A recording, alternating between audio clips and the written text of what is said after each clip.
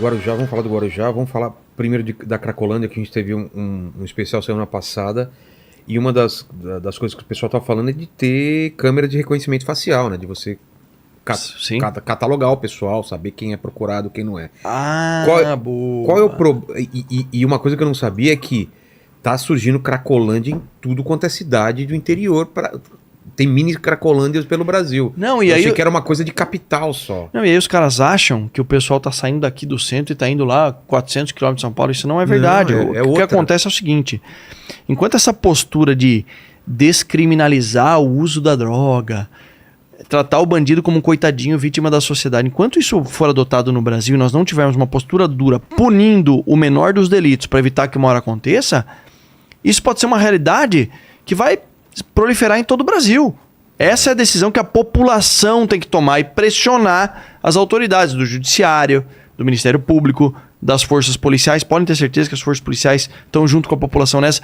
Os políticos, em especial do Congresso Nacional, deputados e senadores, para endurecer a legislação, para evitar que novas cracolândias se proliferem em todo o Brasil. E aí,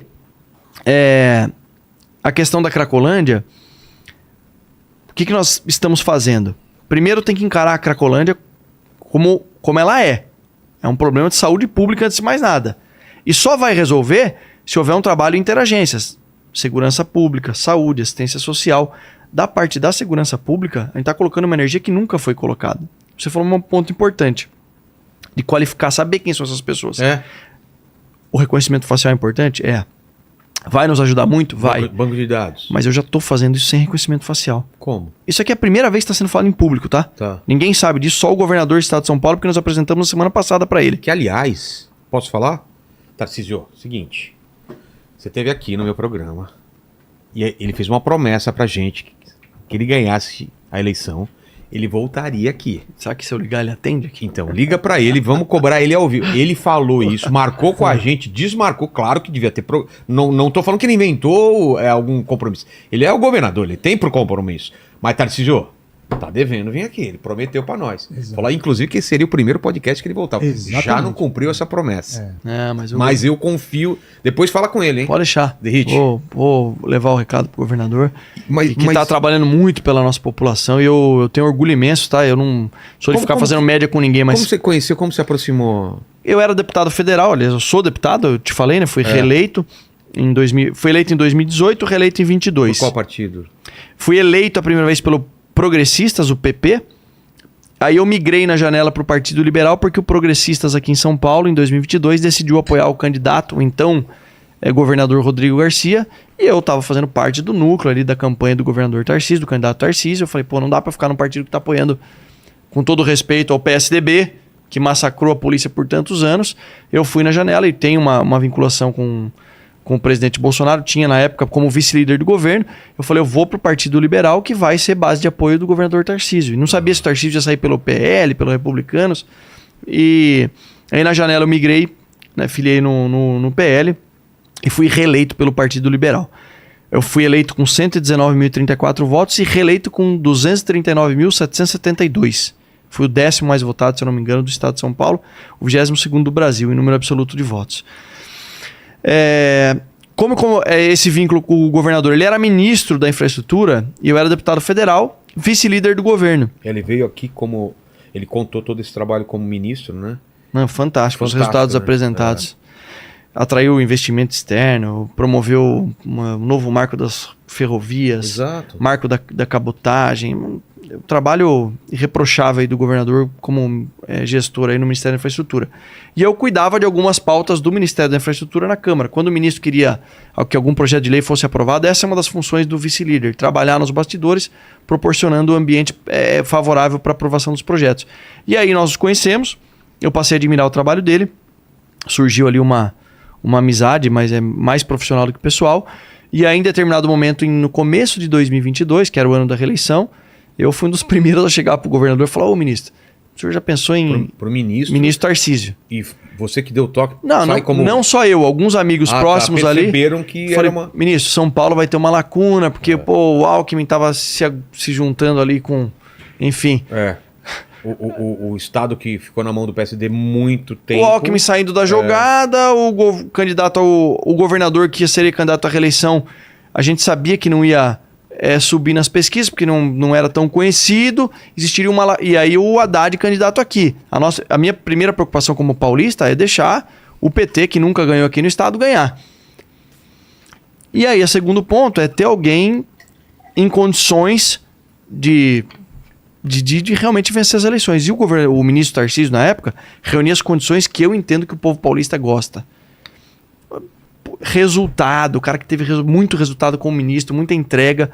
E eu falei, esse cara como governador de São Paulo, acho que vai entrar pra história, porque ele não vai se envolver em polêmica, vai fazer o que tem que ser feito, vai pra cima, vai montar um time técnico, então, que foi o que ele fez. Você foi um dos caras que incentivou ele. Falou, sem dúvida. E aí pergunta pra ele na próxima vez que ele vier. Sim, vou falar. Foi num almoço no domingo lá em Brasília. Eu falei, ele falou, ele já estava sendo sondado para ser candidato ao Senado em alguns estados. Porque ele fez muito, por exemplo, Ferrovia Norte-Sul, que ligou os estados maiores produtores agrícolas do país ao Porto de Santos, para o escoamento. Então esses estados, em especial o pessoal do agro, queria ele como um senador, para ser mais um defendendo lá a bandeira do agro, enfim. E aí eu consegui, aí no primeiro momento ele ficou meio assim, daí o convite do presidente Bolsonaro para que ele saísse candidato ao governo do estado, para que tivesse alguém também aqui para falar o nome do Bolsonaro no primeiro e segundo turno. Quando eu vi os nomes candidatos, até comentei aqui, né, Olênio, eu imaginei que ele ia ganhar mesmo pelo que estava encaminhando quando ele veio aqui. Eu falei, eu acho que vai dar. Para presidente estava bem, ninguém sabia o que ia acontecer. Mas para governo estava, acho que mais fácil de adivinhar. Mas eu acabei te interrompendo, Derrit, que você ia falar pela primeira vez alguma coisa aqui de ação. Na Cracolândia. Exato. Nós apresentamos para o governador na semana passada o que nós estamos fazendo. Primeiro, a integração é fundamental para que melhore a segurança pública. Entre as polícias? Sempre existiu uma rixa. É mesmo? Se vier alguém aqui falar que é mentira, é politicamente correto. Sempre houve uma rixa entre a polícia militar e a polícia civil. Por quê? Porque o ciclo de polícia no Brasil, ele é diferente. A polícia militar faz a parte ostensiva e a polícia civil a parte judiciária. Investigação e a decretação da prisão, ratificação da prisão que é feita pelos policiais do patrulhamento ostensivo. Então sempre existiu uma certa queda de braço entre as instituições. Hoje eu vejo, e não é demagogia, você tem que perguntar para os policiais. Tá. É claro que tudo isso que eu estou falando é processo de evolução e vai evoluir muito ainda. A gente sabe que ainda não está no ideal. Mas hoje existe uma real integração. Quando eu fui convidado a ser secretário, em que pese eu já ser deputado e tal, o pessoal da Polícia Civil falou, mas o cara veio da PM. Qual foi a primeira iniciativa que eu fiz? O então delegado-geral, doutor Oswaldo Nico Gonçalves, que é uma figura espetacular, um grande amigo, eu convidei o Nico para compor comigo para ser o meu secretário adjunto, o secretário executivo, como é chamado. Para quê? Para mostrar primeiro para a Polícia Civil, falar, gente, o doutor Nico está aqui, é o delegado-geral, e vai estar junto com a gente. Não é que a PM que vai ter protagonismo. Aqui o nosso foco é população, que é melhor para a população. Trouxe o Nico, fizemos uma composição, indiquei para o governador, ele nomeou, que ele me deu carta branca, tanto um comandante-geral da Polícia Militar, o Coronel Castro, que é um baita de um cara, operacional, trabalhou 15 anos na rota, o mesmo perfil que o meu, quanto o delegado-geral, o doutor Arthur Dias, um cara espetacular, sugiro trazê-los um dia, doutor Arthur Dias, o delegado-geral. Tá. Um baita cara. O Nico tava para vir aqui, né? Vamos forçar o Nico, mas traz o Arthur também, traz o Castro, os caras são feras. Aí, o doutor Arthur, que trabalhou a maior parte da vida dele no Garra, no GER, piloto de helicóptero formado na PM, anti-sequestro, muitos anos de anti-sequestro. Esse perfil operacional e integrado fez com que esse trabalho na Cracolândia, que é o que onde eu vou chegar, a gente está fazendo um processo de requalificação. O fluxo, como é chamado, aquele grupo de pessoas, de usuários de drogas, sempre foi identificado por número. Tem X pessoas, mas ninguém nunca soube. Quem contou? E outra, você não pode tratar as pessoas, os caras que estão lá, como número. Eu quero saber exatamente quem é aquela pessoa. Seu nome é Rodrigo, o primeiro nome?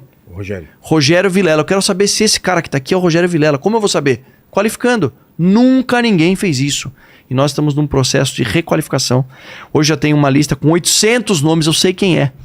Isso me dá a tranquilidade de chegar aqui no microfone e falar que 53% possuem antecedentes criminais. E aquelas lendas que na Cracolândia tem um cara que é médico, engenheiro, não tem nenhum. É mentira. Não tem nenhum. E nesse processo de requalificação, também me aponta que mais de 1/3 tem algum tipo de medida cautelar. O que é medida cautelar? É o cara que está, de repente, cumprindo pena em regime aberto e não poderia estar a partir das 8 horas da noite na rua. E o cara tá. Isso está proporcionando pra gente oficial Poder Judiciário dizendo, olha, esse cara aqui não está cumprindo as medidas cautelares que vocês do Poder Judiciário impuseram a ele. Sabe que já aconteceu pela primeira vez na história? A prisão preventiva de um indivíduo que não estava cumprindo a medida cautelar. Então nós estamos pensando fora da caixa para resolver o problema de segurança pública que faz parte de um grande problema chamado Cracolândia. Então a Cracolândia está tendo uma energia da segurança pública como nunca houve. E o processo de requalificação tem pessoas que são do interior, tem pessoas que a gente acionou a família que estava constando como desaparecido, só que a gente está trabalhando de forma silenciosa nesse processo de requalificação. Agora, são 340 e poucos indivíduos, que dá mais de 1/3, que estão descumprindo algum tipo de medida cautelar. E nosso acordo de cooperação com o Tribunal de Justiça, que vai ser assinado em setembro, vai permitir que o policial pegue o tablet ou um celular, preencha um formulário e avise diretamente o Poder Judiciário que aquele indivíduo chamado Rodrigo Vilela... Desculpa, Rogério, não sei porque eu tô chamando você de Rodrigo, cara. Mundo, né? Todo mundo confunde com Rodrigo. É incrível, eu devia chamar Rodrigo, cara. Vou lembrar do o médico brother, meu Rogério Padovô, vou te chamar de Rogério. O Rogério Vilela tá descumprindo medida cautelar, o policial notifica direto o Poder Judiciário, aí o Poder Judiciário pode regredir ele de regime. O que significa isso? Sai do aberto pro semiaberto, eu vou aos poucos esvaziando a Cracolândia. Como nós temos esvaziado os traficantes. Já estão fazendo isso. Mas muito. De janeiro até aqui, olha o que nós já fizemos. Prendemos mais de 1.400 criminosos na Cracolândia. Peraí, quantas pessoas tem lá na Cracolândia? Mas não do fluxo. São 1.400. Às vezes o cara roubou, às vezes o cara furtou. A maior parte é traficante. Mais de 600 traficantes presos na Cracolândia. Isso representa, para não ficar no vazio, para ter um grau de comparação, isso representa um aumento de mais de 63% de prisões na região da Cracolândia.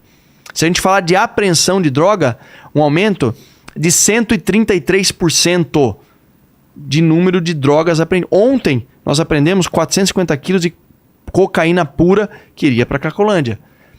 O segundo DP, mas a droga que iria para a Cracolândia. Prendemos o maior abastecedor de drogas da Cracolândia, indivíduo pertencente ao PCC. O nome dele é Mardel, é o apelido Barra Funda. Eu falo o nome aqui porque eu já falei em outras entrevistas. Entendi. Então, e uma série de operações, a Operação Impacto da Polícia Militar e a Operação Resgate da Polícia Civil. O que isso significa? Nós priorizamos a região da Cracolândia. Polícia Militar, um aumento de 120 policiais militares no centro. Se você for, Vilela, lá na Praça da Sé, você vai ver outra Praça da Sé. Hoje nós retomamos aquele local. Cara, lá era um local que tinha usuário de droga, roubo, tráfico, feira do rolo. Não tem mais. Por quê? Dominamos o território. E a palavra é essa mesmo, domínio do território, porque é uma operação militar. Viatura não sai mais de lá e proporcionamos um ambiente mais seguro. Cracolândia, 120 policiais a mais em jornada extraordinária, ou seja, o policial que estaria de folga, a gente contrata ele no chamado DGEM, ou a prefeitura em parceria contrata pela atividade delegada, ele vai realizar esse reforço. E a Polícia Civil, além da seccional centro, nós temos o 3º e o 77º distrito policial, nós temos outras seccionais de outras áreas apoiando, mais o DENARC. Então tem um efetivo policial 3, 4 vezes maior o que deveria ter lá. E várias fases estão sendo deflagradas as operações, com investigação robusta, com filmagem de quem são os criminosos, identificação, trabalho de inteligência acontecendo. Por quê? Porque a segurança pública está comprometida em prender traficantes. Para nós interessa separar quem é traficante de quem é usuário, de quem é morador de rua. O meu foco, traficante de droga. E o que eu faço? Prendo. Aí, mas uma repórter me pergunta, você não acha que está enxugando gelo? Eu falei, se eu partir desse pressuposto, eu vou fazer o quê então? Vou abandonar a missão? E aí a gente espera que com as ações integradas da prefeitura, outros órgãos do estado, como saúde e assistência social... A parte de saúde tem que trabalhar junto, senão não adianta, né? É isso. Agora, o que acontece, Vila, que é diferente... O policial, ele é um cara que é mais dinâmico. Não sei se você está por dentro disso, mas me falaram que a capacidade é pequena para internar esse pessoal. É 30 e poucos... Eu tô 100% por dentro. Você está por dentro então? Que as pessoas falam que o problema é a internação compulsória. É mesmo. Sem a autorização de... familiares? não é nem familiares de condução coercitiva, que é a internação compulsória, a gente não vai conseguir resolver o problema. Agora, antes de partir para esse lado, eu tenho que ter o leito disponível, entendeu? E a polícia sempre, e a segurança pública sempre responde mais rápido. Porque os caras são preparados para crise. Estou falando de policiais militares e policiais civis, estão acostumados a combater o crime. Então, quando eu virei a chave e falei, vamos combater a Cracolândia, as outras áreas não conseguiram acompanhar o ritmo, porque o nosso ritmo é mais acelerado mesmo. Agora sim, eu vou continuar prendendo traficante, eu vou continuar combatendo o crime, asfixiando financeiramente o crime organizado, em especial na Cracolândia, e buscando medidas ali que nunca foram realizadas em termos de gestão, como essa de avisar o judiciário de quem está descumprindo medida cautelar imposta por eles, para que a gente vá esvaziando. E o pressuposto, acho que o pilar base disso é conhecer os caras pelo nome, quem são, esse processo de requalificação. E aí lá na frente a câmera de reconhecimento, a câmera com reconhecimento facial vai ajudar bastante.